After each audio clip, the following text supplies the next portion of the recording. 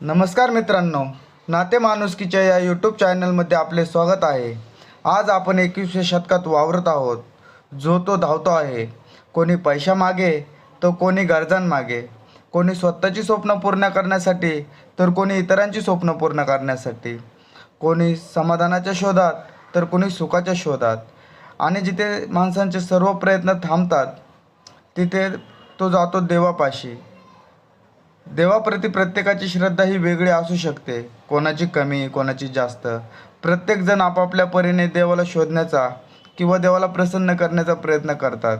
कोणी देवाला साकडं घालतात, तर कोणी पूजा अर्चा करतात, तर कोणी दान धर्म करतात.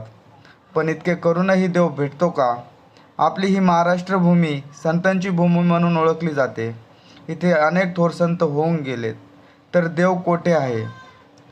देव त्या प्रत्येक व्यक्तीमध्ये आहे जो आपले कार्य प्रामाणिकपणे करण्याचा प्रयत्न करतो. देव त्या डॉक्टर्स नर्समध्ये आहे ज्यांच्यामुळे कित्येकांचे प्राण वाचतात. देव त्या ॲम्ब्युलन्स चालकात आहे ज्याच्यामुळे एखाद्याचे प्राण वाचतात. देव त्या प्रत्येक व्यक्तीत आहे ज्याच्यामुळे अपघातात पीडित व्यक्तीला मदत होते, त्याचे प्राण वाचतात.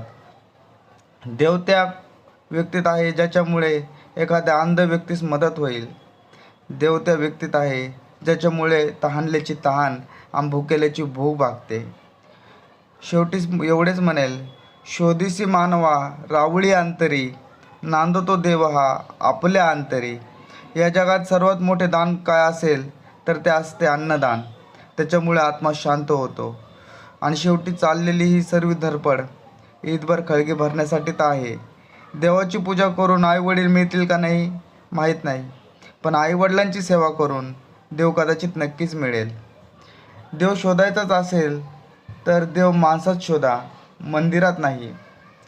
देवाची पूजा करून देव भेटेल की नाही माहीत नाही, पण आडल्यानडल्यांची मदत करून देव नक्कीच भेटेल. यावर संत तुकाराम महाराज यांचा अभंग आठवतो.